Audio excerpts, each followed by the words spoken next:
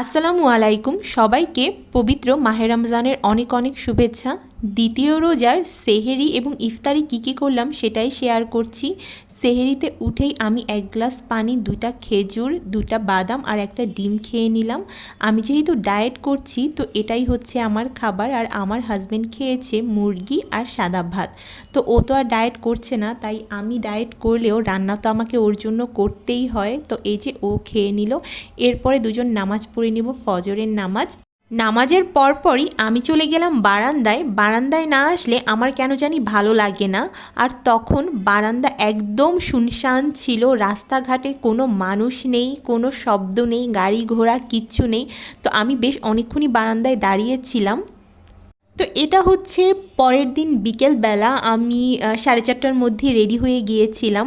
প্রথম রোজায় আমার ননদের বাসায় ইফতারির দাওয়াত ছিল, তাই প্রথম রোজার ইফতারি বাসায় করা হয়নি। তো দ্বিতীয় রোজার ইফতারি আমি আর আমার হাজব্যান্ড একসাথে করব। তাই যেহেতু প্রথমবার ইফতার বাসায় করছি তাই একটু রেডি হয়ে গেলাম। আর আমি 5টার সময় কিচেনে গিয়েছিলাম, 1 ঘন্টা হচ্ছে সব রেডি করব। তো প্রথমেই আমি ছোলা ভাজি করে নিচ্ছি। আর আজকে তেমন কিছুই ইফতারি করব না, একটা সিম্পল মেনু রেখেছি।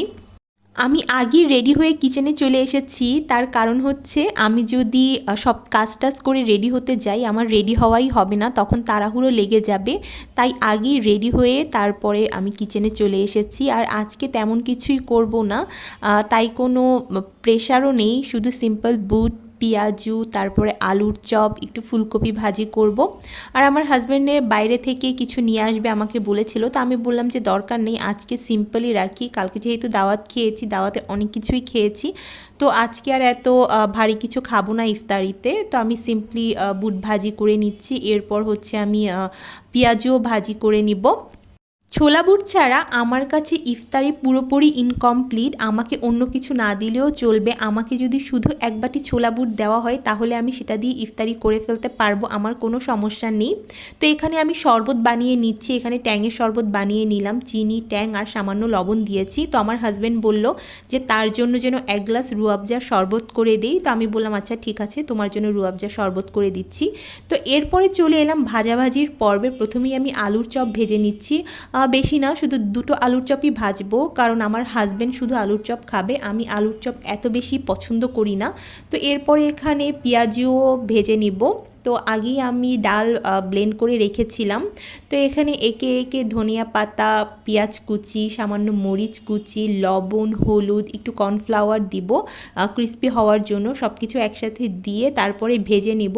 আর এগুলো তো চটজলদি হয়ে যায়, এত বেশি তাড়াহুড়াও করতে হয় না। আর আমি ভাজাভাজিটা 5:30টা থেকেই শুরু করেছি। আসলে অনেক আগে ভেজে রাখলে মচমচা যে ভাব ওটা চলে যায়, তো সেই জন্য 5:30টা থেকেই আমি ভাজাভাজির কাজ শুরু করি। আর আমার যেহেতু বেশি ভাজাভাজি না, অল্পই ভাজাভাজি, তাই বেশি সময় লাগবে না। তো এখানে হচ্ছে পেঁয়াজগুলো ভেজে নেব, এরপর উঠিয়ে এরপরে হচ্ছে আমি ফুলকপিও ভেজে নিব, ওটা আসলে শ্যুট করা হয়নি। তো এগুলোর পরে আমি টেবিল সাজাতে চলে যাব। তো আমি গিয়ে দেখলাম যে আমার হাজব্যান্ড জিলাপি নিয়ে এসেছে। আমার হাজব্যান্ড খুবই মিষ্টি পছন্দ করে, তাই সে জিলাপিও নিয়ে এসেছে। আর এখানে ফ্রিজে 3টা শামুক পিঠা ছিল, সেটাও আমি বের করে রেখেছি। আর নিয়ে এসেছিল আমার হাজব্যান্ড জালি কাবাব, সে জালি কাবাবও অনেক পছন্দ করে। তো আমি ডায়েট করার কারণে আসলে আমি এগুলো কিছুই খাবো না, আমি শুধু ছোলাই খাবো। তো এই ছিল আমার আজকের ইফতার। আমি খুবই সিম্পল মেনু রেখেছি আর আমি একটু সুন্দর করে সাজানোর চেষ্টা করেছি। তো এই মাহে রমজানের উসিলায় আল্লাহ যেন সবার মনের ইচ্ছা পূরণ করে, আল্লাহ সবাইকে নেক হায়াত দান করে, এই কামনাই করি। আমার জন্য সবাই দোয়া করবেন। আজকে এই পর্যন্তই, আল্লাহ হাফেজ।